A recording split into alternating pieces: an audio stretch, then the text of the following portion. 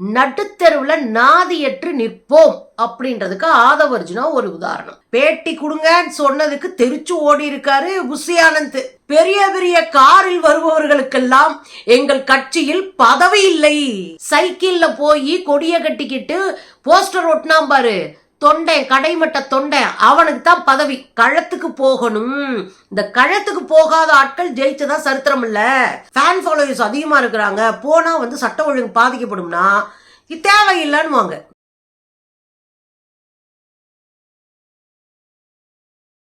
வணக்கம் தோழர்களே. புரட்சியாளர் ஆதவர்ஜுனாவை பல்ல புடுங்கி விட்ட விஜய், கேட்ட சாத்திட்டு கிளம்பு காத்து வரட்டுன்னு பத்தி விட்ட புஷி ஆனந்த், என்ன பண்றதுன்னு தெரியாம கைய விரிச்சிட்டு ரோட்ல நிக்கிற ஆதவர்ஜுனா, எல்லா விதமான நம்பிக்கைகளையும் உடைச்சு அதன் மூலம் வெளிச்சம் தேடுனா நடுத்தெருவுல நாதியற்று நிற்போம் அப்படின்றதுக்கு ஆதவர்ஜுனா ஒரு உதாரணம். ஏன் இத சொல்றேன்னா, கடந்த 2-3 நாட்களாகவே ஆதவர்ஜுனா விஜயனுடைய தமிழக வெற்றி கழகத்துல சேர போறாரு, அங்க அவருக்கு பெரிய பொறுப்பு காத்திருக்கு, பெரிய பதவி கொடுக்க போறாங்க அப்படின்லாம் பெரிய அளவுல பேசு பொருளாக இருந்தது. ஆனா இன்னைக்கு அதுல ஒரு கேட்டை போட்டு விட்டுருக்கிறாங்க விஜய் குரூப்.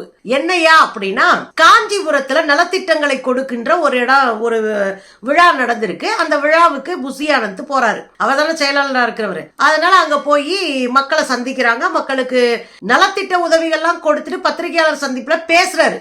பத்திரிகைக்கு பேட்டி கொடுக்கல, தன் கருத்தை சொல்றாரு. பேட்டி கொடுங்கன்னு சொன்னதுக்கு தெரிச்சு ஓடி இருக்காரு புஷி ஆனந்த். பேட்டின்னு கொடுத்தா சிக்கி சீரழிஞ்சிருவோமே, கேட்கிற கேள்விக்கு பதில் சொல்ல முடியாதே, வச்சு செஞ்சிருமே தமிழ்நாட்டில் இருக்கிற பத்திரிகைகள், ஊடகங்கள், யூடியூப்ஸ். அதனால அந்த வேலை நம்ம கிட்ட வேண்டவே வேண்டாம் சாமி. தேர்தல் வரைக்கும் வாயை பொத்திக்கிறோம், பத்திரிகையாளரை பார்த்தா கிளம்பி ஓடிக்கிட்டே இருப்போம் அப்படின்னா பேட்டி கொடுக்க முடியாதுன்னு சொல்லிட்டாப்ல புஷி ஆனந்த். ஆனா எதுக்கு இங்க வந்தேன் அப்படின்னு சொன்னவரு, மக்களுக்கு, எளிய மக்களுக்கு நலத்திட்ட உதவி எல்லாம் கொடுத்திருக்கோம், கடை வாங்க கூடாது, அதாவது தொண்டர்கள் கடை வாங்கி செய்யக்கூடாது, ஆனா வசூல் பண்ணுங்க, எல்லாரும் சேர்ந்து வசூல் பண்ணி நலத்திட்டங்களை செய்யலாம் அப்படின்னு அறிவுறுத்திருக்கேன் அப்படின்னாரு. நல்ல காரியம்தான். சொந்த காசை போட்டுக்கிட்டே இருந்தா நாம் தமிழர் மாதிரி ஒரு கட்டத்துல கஞ்சிக்கு வழி இல்லாம கட்சியை விட்டு வெளியே போகணும், அப்படி இல்லைன்னா தற்கொலை பண்ணிக்கணும்னுவாங்க. அந்த சிக்கலே இல்லாம ஒரு 4 இடத்துல 4 ரூபாயை வாங்கி ஒரு நலத்திட்டத்தை செய்யறது நல்ல விஷயம்தான். அதுக்கப்புறம் அவர் போட்டாரு பாருங்க குண்டு, அதுதான் அணுகுண்டு, அதுதான் வெடிகுண்டு.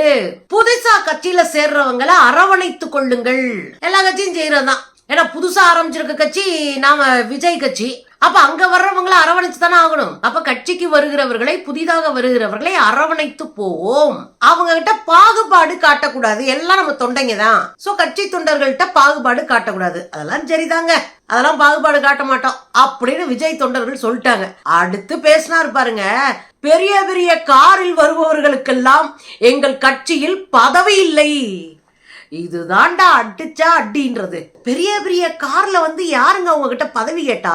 பெரிய பெரிய கார்ல வந்தவங்க யாரு உங்க கட்சிக்கு வர தயாரா இருக்கா?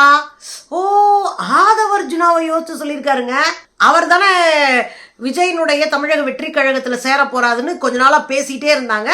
அதனால அவர் வந்துட போறாரு, வந்தா பரவாயில்ல, ஏதாவது பொறுப்பு கிருப்பு கேட்டுற போறாருன்னு தான் முதலையே கேட்ட சாத்திட்டாரு புஷி ஆனந்த். இதோட கிளம்பு, வந்தேன்னா உன்னை வச்சுக்கிட்டு ஒன்னும் ஜமாளிக்க முடியாது, கஷ்டமா போயிரும். நாங்களே இப்பதான் கட்சி ஆரம்பிச்சு கஷ்டப்பட்டு முதல் மாநாடு நடத்தி போற வரைக்கும் புடனி அடி வச்சு இப்பதான் ஏதோ நின்னுகிட்டு இருக்கிறோம், அதையும் எடுத்து விட்டுறாத அப்படின்னு தான் அதுக்குள்ள இருக்கிறது. அதனால என்ன சொல்றாரு, பெரிய பெரிய கார்ல வர்றவங்களுக்கெல்லாம் கட்சிக்குள்ள இடமில்லை, பதவி இல்லை அப்படின்னு சொல்லிட்டாங்க. அப்போ ஒருவேளை ஆதவர்ஜுனா உள்ள வந்தா வேணா கட்சி உறுப்பினர் இருந்துட்டு போ, உனக்கு பொறுப்பும் கிடையாது, ஒரு மண்ணும் கிடையாது அப்படின்றத மறைமுகமா சொல்றாரு. ஏன் புஷி ஆனந்த் போன போக்குல சொல்லிட்டாருன்னு பார்த்தா அவருக்கும் பயம் இருக்கும் இல்லையா? அவர் தான் இன்னைக்கு பொதுச் செயலாளரா அந்த கட்சியில இருக்கிறாரு, அவர் தான் டிசைடிங் அத்தாரிட்டியா இருக்காரு, அவர் தான் கட்சியை வழி நடத்துறாரு, கட்சிக்குள்ள முக்கிய முடிவெடுக்கிறவரா அவர் இருக்காரு. இந்த ஆதவர்ஜுனா போன்ற அரைவேக்காடுகள் அப்படி தாம் தூம் தம் அப்படின்னு காசை வச்சுட்டு பதறிக்கிட்டு இருக்கிற ஆட்களா இருந்தாங்கன்னு வச்சுக்கோங்க, உள்ள குழப்பத்தை விளைவிக்க கூடும். இந்த குழப்பத்தை விளைவிக்கிறாங்க அப்படின்னா அந்த கும்பல் நம்ம கட்சி. அவர் நினைக்கிறதுல தப்பு இல்ல இல்ல, அது மட்டும் இல்ல, இவரவே காலி பண்ணி விட்டு போயிட்டாருன்னா நீங்க ஒரு கட்டத்துல அங்க இருக்கிற கட்சியினுடைய முக்கியமான பொறுப்புல இருக்கவங்க எல்லாம் கைக்குள்ள ஓட்டுக்கிட்டு புஷி ஆனந்தே தேவையில்லைன்னு சொல்லிட்டாருன்னா அவர் பாடு திண்டாட்டம் ஆயிரும்ல. இம்புட்டு பேச்சு பேசி, இம்புட்டு உருண்டு இம்புட்டு பெரிய வேலையை பார்த்து ஒரு கட்சியை ஆரம்பிக்கவே வச்சு விட்டாரு விஜய. அதுக்கப்புறம் கொண்டு செலுத்துற வேலையை அவர் பார்க்கணும்ல. அதனால இடையில ஆதவர்ஜுனா போன்ற ஆட்கள் வந்து ஏதாவது குட்டிக்கலாட்டம் பண்ணிடக்கூடாது, நம்ம பதவிக்கே வேட்டு வச்சிடக்கூடாது, ஓலை வச்சிடக்கூடாதுன்றதுல கவனமா இருக்காரு. அதனால அவர் தெளிவா சொல்லிட்டாரு, யாருக்கும் பதவி கிடையாது. பெரிய பெரிய கார்ல வந்து இறங்குனவங்களாம் பதவி கிடையாது. சரிங்க, அப்ப யாருக்கு பதவி? சைக்கிள்ல போய் கொடிய கட்டிக்கிட்டு போஸ்டர் ஒட்டினாம் பாரு, தொண்டை கடைமட்ட தொண்டை, அவனுக்கு தான் பதவி. போட்டாரு ஒரு போடு. புதுசா வந்தோடனே உனக்கெல்லாம் பொறுப்பு கொடுக்க முடியாது. ஏற்கனவே சைக்கிளில் போய் போஸ்டர் ஒட்டி கட் அவுட் வச்சுக்கிட்டு படம் வரும்போதெல்லாம் போய் தேட்டர் முன்னாடி குத்தாட்டம் போட்டான் பாரு, அவனுக்கு தான் பதவி அப்படின்னு பளிச்சுன்னு சொல்லிவிட்டாப்ல. ஆரம்பத்தில் இருந்து உழைத்தவர்களுக்கு மட்டும்தான் எங்கள் கட்சியில் பொறுப்பு கொடுப்போம் அப்படின்னு சொல்லி ஒரு பெரிய குண்டை தூக்கி போட்டாரு. அது மட்டும் இல்லைங்க, அடுத்த ஒரு அடி அடிச்சாரு பாருங்க, நாங்க அடுத்து முதல்வரை உருவாக்கணுங்க, 2026 விஜய் நாங்க முதலமைச்சர் ஆக்கிதான் ஆவோம், அதுக்காக கடினமா நாங்க உழைச்சிட்டு இருக்கிறோம். என்னங்க உழைக்கிறீங்க? எல்லாருக்கும் நலத்திட்டம்லாம் கொடுக்கணும்ல. முதல்ல இந்த கும்பலுக்கு அரசியல்னா என்னன்னு தெரியுமான்னு எனக்கு தெரியல. எங்க நலத்திட்டம் கொடுக்கறதாங்க அரசியல் கட்சியுடைய வேலை? பாதிக்கப்பட்டு இருக்கும்போது கொடுக்கலாம். பாதிக்கப்பட்டிருக்கும் போது, மக்கள் துயரத்துல இருக்கும்போது அவர்களை சென்று அவர்களுக்கு நிதி உதவியோ, ஒரு பொருளாதார உதவியோ, பொருள் உதவியோ, உணவோ ஏதோ ஒண்ணு கொடுக்கலாம், அதுல தப்பே கிடையாது. ஆனா கட்சியை ஆரம்பிச்சிட்டோம்னா, நலத்திட்டங்களை கொடுத்துட்டோம்னா முதலமைச்சரா வந்துருவோம் அப்படின்னு நம்புறது இருக்குல்ல, அது மாதிரியான ஒரு நகைச்சுவை உலகத்திலே கிடையாது. நலத்திட்டங்கள் 40 இடத்துல கொடுத்தா மட்டும் பெரிய ஆளாக முடியாது. அப்புறம் 234 தொகுதியில போய் உட்கார்ந்துகிட்டு அவங்க இந்த மாணவர்களுக்கெல்லாம் பரிசு கொடுத்தா மட்டும் நீங்க வந்து முதலமைச்சராயிட முடியாது.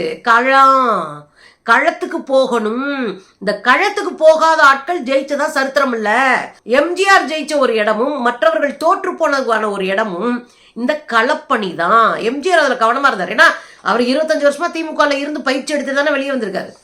ஸோ அவருக்கு நல்லா தெரியும். அவர் உள்ள போய் அடிச்சு ஆடி ஒரு கட்டமைப்பை உருவாக்கிட்டார். ஆனா கட்டமைப்பை உருவாக்குன எம்ஜிஆருக்கு நிகரம் நாங்களும் வந்துருவோம் அப்படின்னா நீங்க கீழேயே போக மாட்டேன்றீங்களே, எப்படி 2024 முதலமைச்சர் ஆவாரு? ஏங்க, இப்ப புயல் வந்துட்டு போச்சு, ஃபென்சல் புயல் வந்தது இல்லையா? அந்த புயலுக்கு மக்கள் பாதிக்கப்பட்டிருக்காங்க. அதுல ஒரே ஒரு கிராமத்தை சேர்ந்து 100 சில்லற பேரை கூட்டிட்டு வந்து தான் வீட்டுல நீலாங்கரையில வச்சு அவங்களுக்கு நலத்திட்ட உதவி நீங்க கொடுக்குறீங்கன்னா நீங்க எப்படி முதலமைச்சர் ஆக முடியும் மிஸ்டர் விஜய்? எப்படி முதலமைச்சர் ஆக முடியும்? நீங்க பாதிக்கப்பட்டவங்கள அங்க போய் சந்திச்சு அந்த மக்களுக்கு ஆறுதல் கூறி நீங்க பணமே கொடுக்க வேணாம், நீங்க எந்த இதுவும் கொடுக்க வேணாம், ஒரு நேரம் சோறை கொடுத்துட்டு நான் இருக்கேன்னு சொன்னாலே மக்கள் மகிழ்ச்சியா இருப்பாங்க. ஆனா அங்க போய் துயரப்படுகிற இடத்துக்கு போகாம அவங்கள வண்டியை வச்சு கூட்டு வந்து இங்கே இறக்கி இங்கே வச்சு 1 மாசத்துக்கான சாமானை கையில வாங்கி கொடுத்து விட்டு, பலசரக்கு சாமான்லாம் கையில வாங்கி கொடுத்து விட்டு அதுக்கப்புறம் நீங்க பேசுறீங்கன்னா முதல் நீங்க தலைமை தங்குறதுக்கு உங்களுக்கு குறைந்தபட்ச அரசியல் தெரியலையே. நீங்க களத்துக்குள்ள போயிருக்கணும். சரிங்க, சட்ட ஒழுங்கு பாதிக்கப்படும், எனவே நான் வீட்டுக்கு வர சொல்லி கொடுத்தேன்றீங்க, ரைட்டு. அப்ப நீங்க முதலமைச்சரானா சட்ட ஒழுங்கு பாதிக்காத? அப்பயே நீங்க நடிகர் தானே, உங்களுக்கான ஃபேன் ஃபாலோவர்ஸ் இருப்பாங்க இல்லையா, அவங்க கூட்டம் கூட தானே செய்வாங்க. அப்ப நீங்க முதலமைச்சரானா ஏரியாவுக்கே போகாம எல்லாரையும் வீட்டுக்கு கூப்பிடுவீங்களா? அப்படி ஒரு அரசியல் நடத்த முடியாது இல்லையா? இந்த மழை வெள்ளத்துல முதலமைச்சர் ஸ்டாலின் அவர்கள் களத்துல நிக்கிறாங்க. நடுராத்திரி 12 மணிக்கு வார் ரூம்ல நின்னாரு துணை முதலமைச்சர்.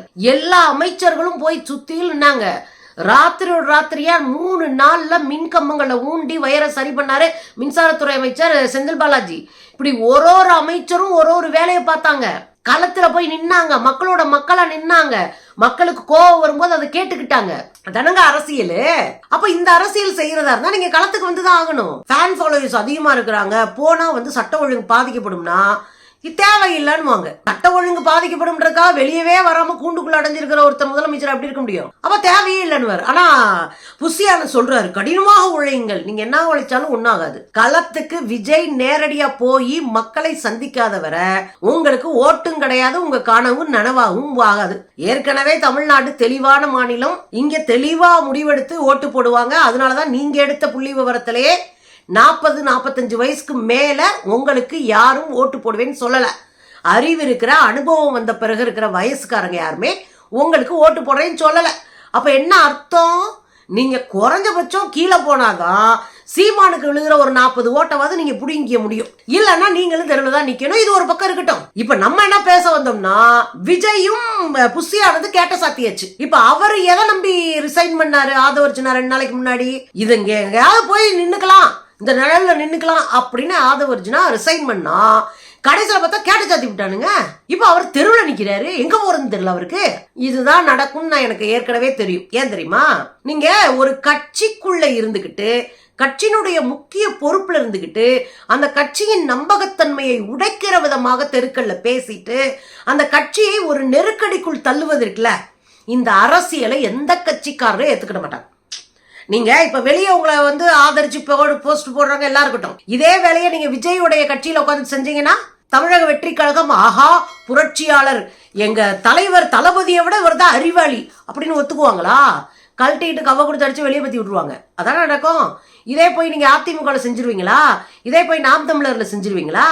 எங்க செஞ்சாலும் பல்ல புடுங்கிட்டு தான் அனுப்புவாங்க. அதனாலதான் உங்க மேல நம்பகத்தன்மை இல்லை.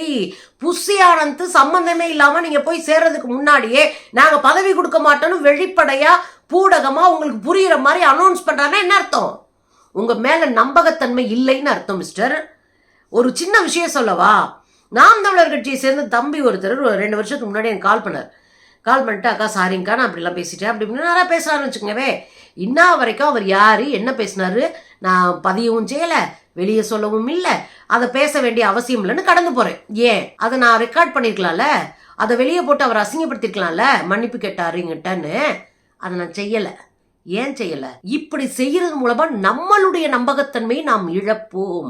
எதிரியே நான் நம்பி நம்ம கிட்ட ஒரு விஷயத்த சொல்றான் பாரு, அப்ப அவனை அசிங்கப்படுத்தணும்னா நம்ம நண்பே நம்ம கிட்ட சந்தேகப்படுவான். ஆத்தாடி எதிரியா இருக்கிற ஒருத்தனுடைய எல்லா குட்டையும் இந்த அம்மா வெளியே சொல்லுது, நாளைக்கு நம்ம உண்மையை சொல்லி நம்ம ஏதாவது செஞ்சாலும் அதையும் அந்த அம்மா வெளியே சொல்லிடும் போல இருக்குப்பா அப்படின்னு ஒரு நினைப்பு வருமா இல்லையா? அதுதான் கேடுகட்ட செயல்.